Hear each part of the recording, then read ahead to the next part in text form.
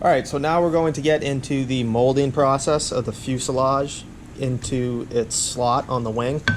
And this is a area of the build where you're going to want to take your time, make sure your measurements are correct, because it's hard. If you were to mess this up terribly, it's going to be not the best to fix and redo. So definitely measure twice and do it once on this step of the build.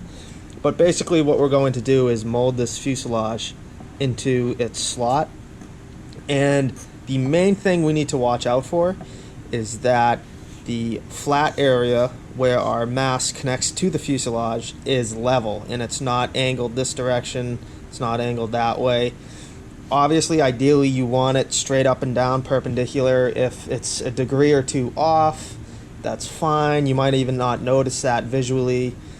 And even if you can tell that, oh, it's a little bit angled, frankly, you don't really notice it. You don't feel a performance, negativity about that. So we really want to try to get it as straight as we can. But if it's just a little bit off, I really wouldn't worry too much about that. And the other thing that we want to pay attention to is we want our inserts here to line up with the holes in the wing. So we want those to be as centered as possible. These are obviously a lot larger than the M6 bolt that goes up and through there. So there is some wiggle room. You probably won't get it dead center, but you definitely have plenty of room for any adjustments and errors. It'll still be perfectly fine. So that's the other thing we want to pay attention to, is make sure that this fuselage is in there at the correct length. And lastly, the other thing we want to make sure is that the fuselage enters the wing perpendicular in this direction and that it's not angled out to the side like that or the other direction. We want that as straight as possible. And lastly, the last thing we want to make sure is that the fuselage enters at the correct angle in this sense. So our angle of attack on the wing, we want to be flush with the angle of the fuselage. And so we're going to use the flat bottom side of the fuselage as our reference. And I'm going to show, so it is quite a few measurements to keep track of, but if you're doing this one-off in your garage or shop, it's pretty easy to set up an area and with just some simple markings get it all straightened out pretty easy.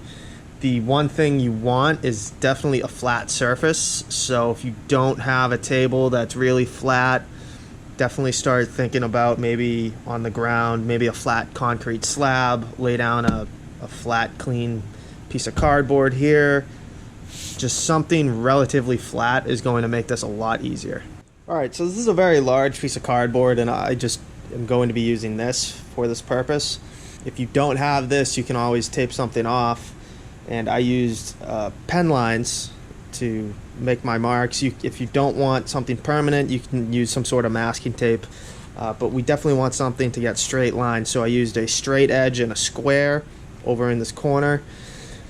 And what I basically did is, you can see I have one straight line going this way. And that's going to serve as my reference for the trailing edge of the wing. So I'm going to make sure that that's lined up there. And then at a 90-degree angle, running off the back, I drew 3 lines. And the center line is what I'm going to use to center up the tail end of the fuselage. So I want that right in the center. And from this angle, this will help out a little bit more. So that center line is right where I want the center of that fuselage to be. And then I have next to it 2 perpendicular lines. You don't really need, or 2 parallel lines, I apologize. You don't really need these 2 lines, but I like to have them just as a visual reference so I can know going into the wing. If it's just off a little bit, it just kind of helps guide you to ensure that this fuselage is straighter going into the wing. And in addition to those lines, we want to make sure that our wing is sitting at a flat angle of attack. So we don't want it angled up or down, we want it flat. So the best way to do this is just to, I'm using some scrap wood, so you can see I'm doing a stack of 2 on each side.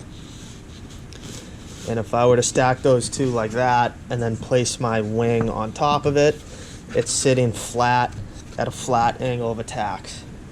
So I'm going to be putting the wing up like that. So just to give an overview of the setup, and you might come up with a different way of doing this, but I think this is the easiest way to do it. So I have my wing blocks here, which is going to hold my wing flat like that. And then I'm going to come in and place the fuselage in there. And again, remember, we want this to be flat in reference to the wing, so we want them to be in the same plane. And so I have a stack of blocks in the back here, and that's going to get me close to flat, and I'm going to fine check to make sure that it is flat. So I'm probably going to end up using some very small shims. I might stack up some popsicle sticks or something to really get that fine adjustment down to maybe the 1/8 inch or 1/4 inch to get that as flat as I can to the wing. So that's the overall setup with the parts, and we're going to want to set this up in reference to those lines we made earlier to get everything squared, flat, and in the same plane. Alright, so taking a look at the setup here, I have my wingtip trailing edge lined up with that line there. And I got my wing up on its blocks, so I know it's laying flat. And then I lined up my fuselage with the lines we drew out for that, and I also have it blocked up like that as well. And so to make sure that this is flat in that direction, again, I just use these 3 blocks to get me close. You can really just take anything that you can measure with. And so I'm just measuring from the table up to the bottom edge. And back here, I'm getting 59 millimeters. And so if I come up to the front, up there, I am looking at 62. So my back is a bit lower than the front, so I'm going to want to bump up the back edge by a few millimeters. And so something small, thin, and flat works best. You can use paper as well. If you have 20-30 sheets of paper, that can work. So I just have these 2 popsicle sticks. I'm going to place them under the back here and see if that gets me close to where I want to be. Right, and as we mentioned earlier, we want to make sure that the holes here in the fuselage are lining up with the holes that we filled in on the wing. And so the way I like to do that is to angle the fuselage like so. I'm still able to see that front bolt insert, and I have it pretty much lined up in the center, as in front and back, to that hole. So that's in the center right there. And what I'm going to do is take a measurement from the front of the fuselage to the front edge of the insert for the fuselage, and it's 5 millimeters on the dot. So I know that when I go to we're going to fill this with epoxy and then place this in here, and obviously you can't tell how far forward or back it needs to be lined up, but now I know I can place it in there and then just make sure that it's 5 millimeters from the front here, and I'm gonna know that I'm lined up and in the correct position. So take that measurement. It's definitely going to help out. Don't forget it too. So I'm going to make sure I write it right here that it's 5 millimeters in that direction. And so as we mentioned before, we want to make sure that our fuselage goes in level, left to right, and it's not angled.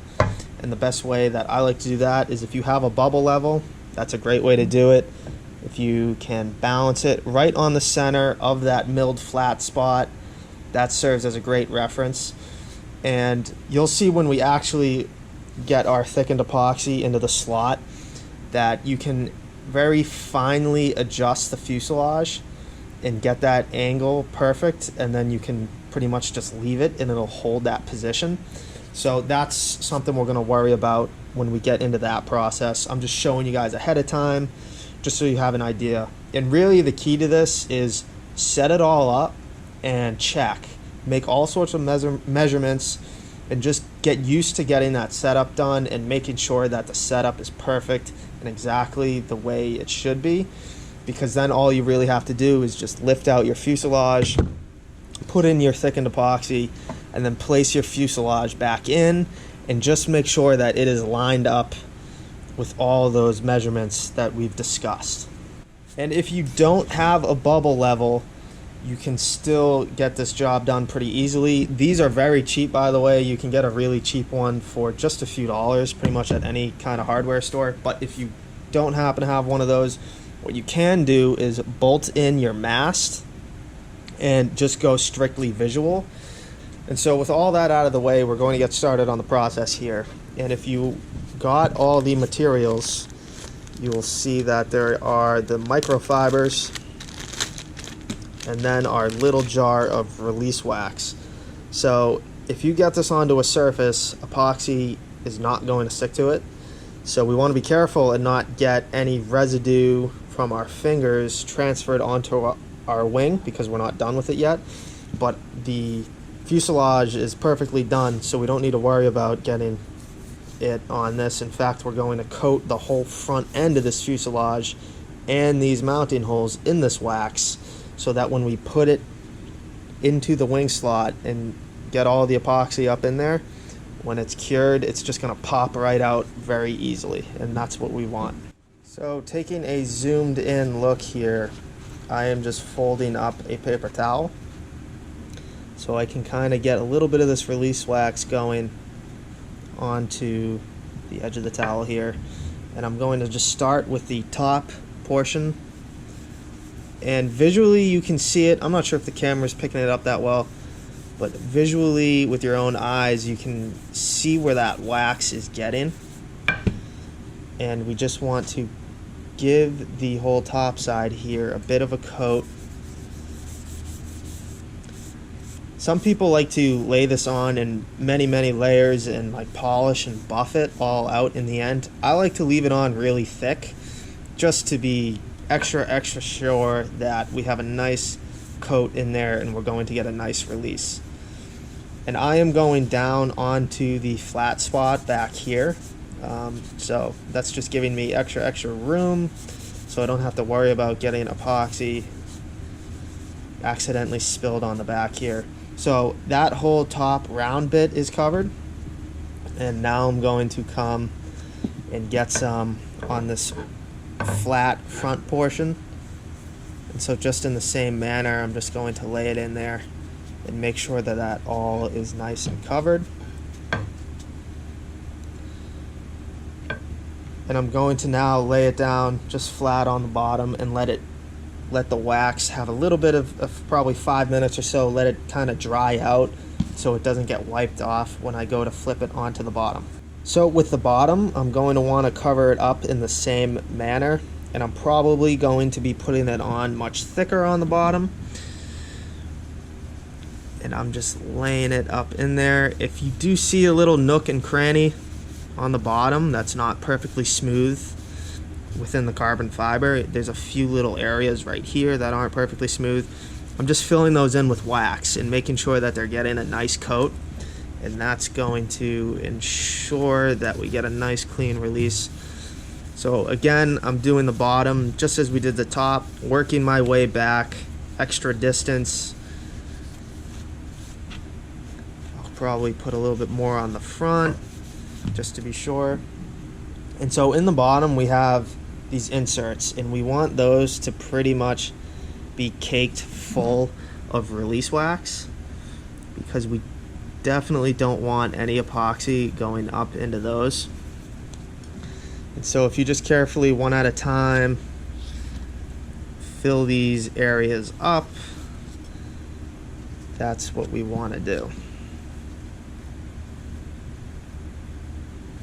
So zooming in here, you can see that I have filled up these holes with release wax, and so the threads are now protected.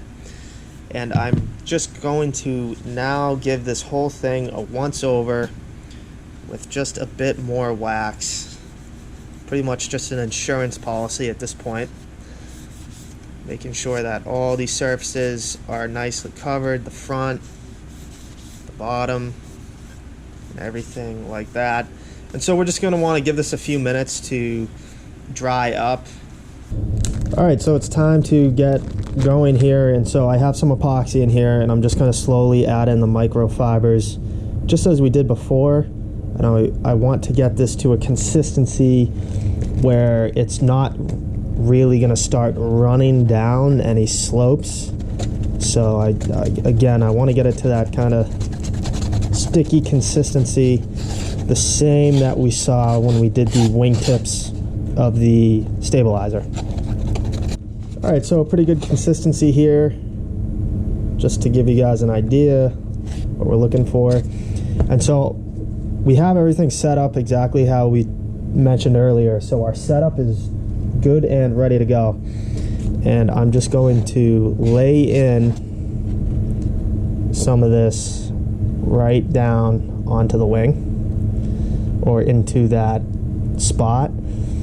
And we want enough down in there so that when we press the fuselage on top of that, we get a nice flush and flat surface.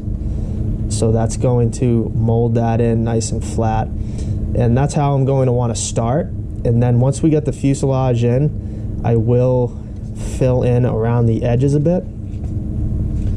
So with that down and in, I'm going to get the fuselage placed pretty close to where I want it. And we do have a lot, or a good amount of time to kind of move things around to the best position. And so that's looking pretty good right there. And as mentioned, one of the first things I'm going to want to do is get this level in this direction. And so with that consistency of that epoxy, any slight movements of the fuselage, it will hold that in place. So I'm just getting this level in that direction, and that's pretty good right there. And if we can recall earlier, I need 5 millimeters from the front, and I'm going to double check that right now. All right, so I just did some quick measurements here. We have our 5 millimeters spacing there. Our wing is straight. We're lined up on these lines that we drew down here, and we're looking pretty flat in this direction. And my measurements, as we spoke about earlier, in these directions are the same. So we're pretty much good, and we will be kind of moving this around before we finalize things. So just taking a closer look in here, what I want to do is pour some epoxy and get it just about flush with the surface of the wing. So you can see there's a little bit more to fill in around these edges here. So that is what I'm going to focus on right now. So I just filled up those sides, and then again in the very front there. And so that is pretty much what we want things to look like. If you do get a little bit of epoxy up on here, that's fine, it's waxed, and so that will come right off very cleanly. And I did just kind of smooth this out with my finger just to get any big lumps out, because that's just less sanding work that we have to do later on. So I did just go through and I checked all those measurements that we talked about earlier, so everything is positioned perfectly. I will check up on it from time to time and just make sure nothing moved, particularly this side to side here with the level. And if it has, you can, as this starts to set up, you can move it just a little bit and get it right into the correct position. And just as before, when we filled in the holes for the wing, we have all this epoxy here completely surrounded by foam. So we will start to get some heat buildup, and we don't want it to get too hot. At this point, we're not worried about the foam melting because it is pretty much protected by all that fiberglass that we put in there. But if that epoxy gets too hot, it will make it a bit difficult to get the fuselage out. I remember the first time I did it, I did not think about it whatsoever, and I had a lot more space. It was the first design, and I had a lot more space in there, so there was a lot more epoxy, and it got so hot to the point where it pretty much, no matter how much wax I had in there, it didn't matter. I don't know if it like cooked the wax off or if it just melted through the wax, or I don't know what happened, but I could not get it out. It's less of a concern because this space is smaller, but what I will do is have a fan just blowing on this area, and that will dissipate almost all the heat, and then we won't have any concerns with heat buildup. So I now have that fan going, if you can hear it, and that's just going to keep the area cool. Again, I will come back and just mostly check on this measurement here, the bubble level, and if that needs me to slightly tweak that, I will as it starts to set up. But besides that, we're pretty much good to go. And if some of this epoxy does start to flow downward, this is starting to do so just a little bit. It's not too much of a concern. You can just come in there with a popsicle stick or possibly even your finger and push it back upwards. And again, as that, you usually just will have to do that once, and then it'll really kind of thicken up as it starts to cure, and then that's not too much of a concern. All right, so this has now been curing for several hours now, and it's ready to pop the fuselage out. And so because of the shape of it, it's basically just kind of lift up on it, and it should pop right out while pressing down. And then so just like that, you see it just popped right out, very easy. So that's how that process goes. So as far as the fuselage goes, all this wax can be cleaned right off. You can pretty much just like wipe it right off. Any drips will come right off as well. And taking a closer look in at our mold so far, so we have all this flashing and all this rough stuff sticking up here. That's going to be sanded and smoothed away. And you can also see where those wax plugs were, where our inserts are. And so that's a huge help to actually guide you when you drill these holes out. And so what I would recommend is first scraping away, the bulk of that wax, and you'll still clearly be able to see where the insert divot is. So it's a perfect guide to drill through. And so using a drill press would be great. Also just using a hand drill. Definitely keeping in mind having a straight up and down drill as you go will help out a lot. So I just went ahead and sanded away all that rough stuff, and I also gave this general area a bit of a sand because that's going to help provide a good bond for the next step. And you can see that there's a little air bubble here, a couple slight low spots, little divots. That's not really an issue. Those are going to get filled in, so they won't be a problem going forward. And so when it comes to drilling out, the bolts that come with the wing and that go into the insert are M6, so 6mm diameter bolts. So I like to drill a bit oversized, and that helps get rid of, if you're not exactly precise with your drilling, having a slight oversized hole gives you a little bit of wiggle room for those small errors. And it's not really an issue if you over drill by a lot, because these bolts are mainly just to keep the fuselage from sliding out. The tight fit of the perfect mold is plenty strong that we're not really relying on the bolts to hold that tight fit. It's more so just to keep it from sliding out. So using those marks as a reference, I'm just going to just give myself a little bit of guidance before I go in with a drill bit with a nail punch, or literally a nail. And so I'm just getting it in the center of those indents where the wax was.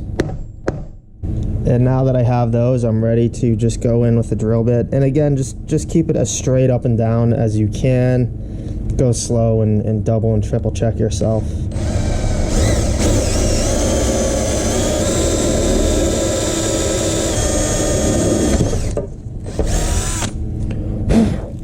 And before doing the top half of the mold, we want to make sure that any sort of residue or epoxy that's on our fuselage gets scraped off. So pretty much anything will work to loosen that up. Just be careful not to really dig in and scratch out into the epoxy too much. This right here is working very nicely to free any of that epoxy that is stuck. So now that things are cleaned up and all the wax is out of the inserts, we should be able to place this in and then be able to get some bolts through on the underside. So now we're just taking the bolts that came with the foil and we're just making sure that they fit and line up with the threads nicely. If they don't quite line up and you're having some resistance screwing it in, I'd recommend maybe drilling out the hole a bit larger, or if you weren't exactly straight, trying to straighten out that hole the best you can, because we really don't want to strip the inserts. And also, depending on exactly how much epoxy you use to make that first half of the mold, if your fuselage is sitting a bit higher, the screw might end up being too short. So if you really pile in too much epoxy, it might end up too short, or it could end up being too long of a gap. So it really depends. These bolts should be pretty much good to go, and there is a lot of, or a good bit of room for error. So they should work out. And if they don't, if they're, for example, the bolt ends up being too long, or if it's too short and it's not grabbing any threads, these are just pretty much standard M6 bolts, and they're stainless. So any hardware store will definitely have them if you happened to have made that gap too big or too small. So they come in 5mm inserts, and that pretty much will cover any mistakes if they just happen not to fit. So don't worry if they don't. You can always just get a shorter or longer bolt to make it work. But we're just getting them in there, and I would recommend using a normal screwdriver that first go around, just so you can more so feel if it's binding up and maybe you're not exactly lined up with the threads correctly, because if you use a drill and you just power through, you might end up stripping things out. All right, so we have all 3 bolts in, everything's fitting great, and so now what I'm going to do is unbolt it and take it apart, and I'm going to re-wax the fuselage just like we did before. So once again, with the wax that we have left, and there should be plenty, because at this point we don't really need that much, because this is mostly waxed up and this is just a little bit extra for redundancy. I'm going to mostly focus on this top portion, and I'm going to get plenty extra far back just in case. So our bottom is pretty much done. I will add just a bit more wax, but not much epoxy is going to seep down into that area. So mostly focusing on the top and this front area again, make sure we get that, and the edges. So just getting a pretty much a nice thick layer on, and then I'm just going to do the bottom just a bit, just for redundancy, and that's it. So we're just re-waxing because we're going to place this back into that insert, and then we're going to mold the top half of our tunnel now. So again, I'm just going to place this in and then flip it over and then put my 3 screws in and tighten them down. So we have our 3 screws in, they're tight, and the fuselage is sitting in very nicely. And compared to the other step, it's already molded in place, so we don't have to worry about taking any measurements, making sure that the fuselage is in straight and it's on the same plane and all that. It's already done for us, so with those screws in, we don't have to worry about that. So we're just going to get started and mold up the tunnel. Okay, so I have 2 things of epoxy mixed up. I have some thickened epoxy here. We don't need that much, but I have a little bit here. And then I have normal epoxy here. I've also referred to the sheet, and I've gone ahead and cut out all the pieces that I've needed. So take a look at that and have those ready. And then I have a cheap brush as well.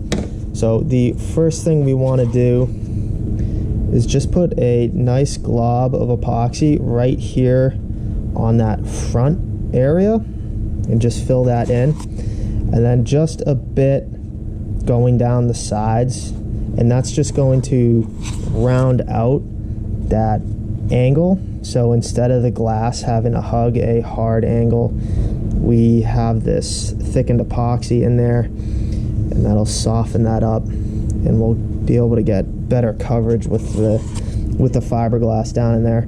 And so I'm just going all the way down until the fuselage stops making contact with the wing. So I'm getting all of that down and in there. Doesn't have to be perfect because we can really smooth it out once we start adding our layers of glass. And again, once the fuselage stops, you know, lifts off of that wing, that's pretty much where we want the end of our tunnel to be. So I'm going to start with just one layer initially and really soak this one out and make sure that the glass is nice and soaked out. And using the brush, I'm getting down in these areas to make sure that there's no bridging and that the glass is hugging the fuselage and wing tightly with no air bubbles underneath it. And then also up here in the front, I'm working out any of that air. And we'll be able to finally shape this front area once we get a few layers of glass down. So with the first layer done, I'm going to continue on to the second. And I'll probably just add another one on top of that and we'll double up. So now that I have 3 layers done, I'm just going to soak those out.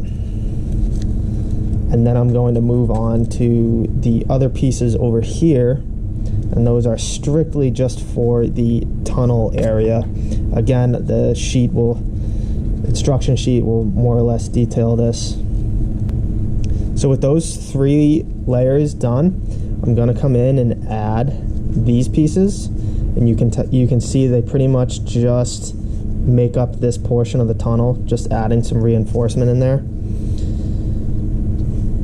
And I'm just going to stack all 3 on at once and then come in pretty heavy with the brush to soak that all out. And again, make sure that there's no air bubbles and that things are hugging everything nice and tight. And so what you can start to do is just come in with some fingers and really make sure that things are hugging nice in here, working out a few air bubbles up top, and then moving on to this front section. You can push that big glob of thickened epoxy that we put in at first. You can kind of shape that and get it really nice and smooth so that it's just a nice, smooth, and natural transition there. So that's looking great. And then I'm going to follow up with the rest of these and soak those out just as we have been doing. All right, so all those layers are down, and I did come in with my fingers and really made sure things are pinched in and nice and tight going all along up in here. And I went ahead and shaped this front area. And just as before, I'm going to get a fan blowing across this because heat buildup is a factor. In particular, that very front portion where we put that big glob of epoxy, we don't want that to overheat because that will cause some release issues. So again, just have a fan blowing across this. It'll slow down the curing process. It won't allow that heat to build up, and we will get a nice and easy release. And we will just check on it from time to time, make sure there's no air bubbles forming and that these stay nice and tight and there's no air bubbles forming down in there. So as long as we have that fan blowing across us and we just make sure that no air bubbles show up and that our front stays shaped nice just as we left it, we'll let this cure, and it'll make for a nice easy release, and it'll be a nice clean tunnel with minimal cleanup once it's all cured. So when removing the fuselage out of this tunnel, it's not going to be as easy as that first part where we just simply popped it up and out. So really what I like to do is grab a hold of a wingtip out far and then kind of move the fuselage back and forth and up and down as much as we can. And you should start to see some separation in here.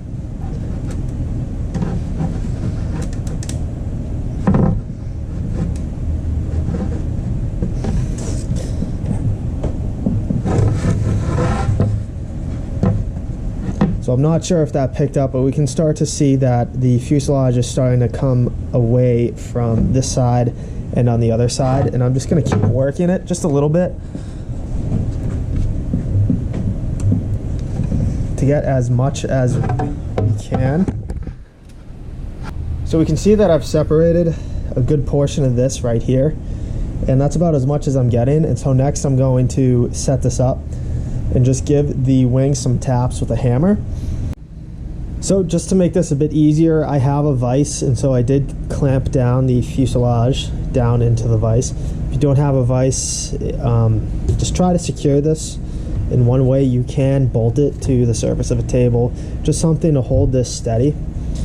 And I have a block of wood here, which I'm going to place on the trailing edge of the wing. I obviously do not want to just hit this with a hammer. That will damage our trailing edge. So a block of wood will act as a buffer, and I'm just going to give it some relatively hard taps.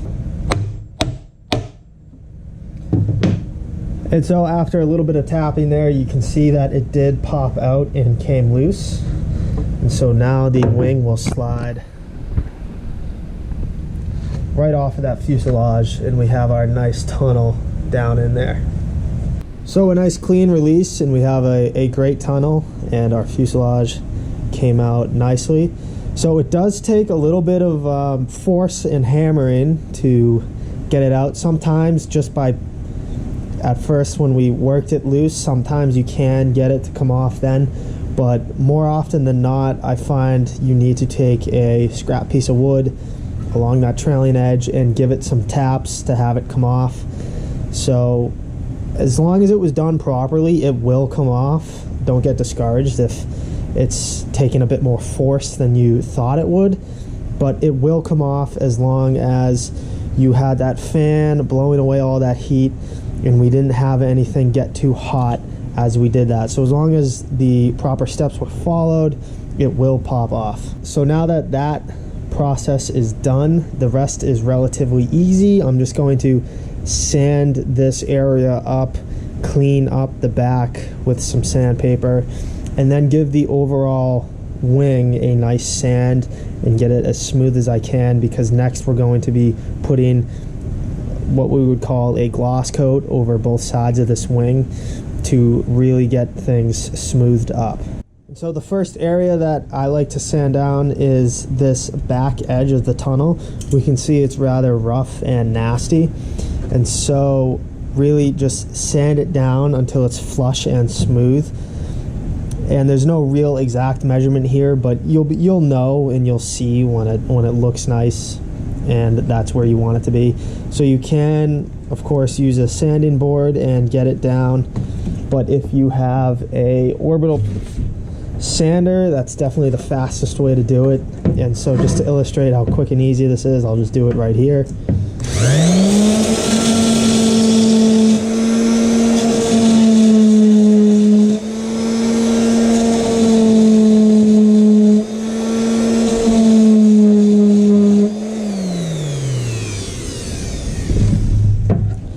And so just like that, we're pretty much where we want to be. You can see that's a nice squared off back edge of the tunnel. We have nice glass going here, and I'm gonna leave that right about there.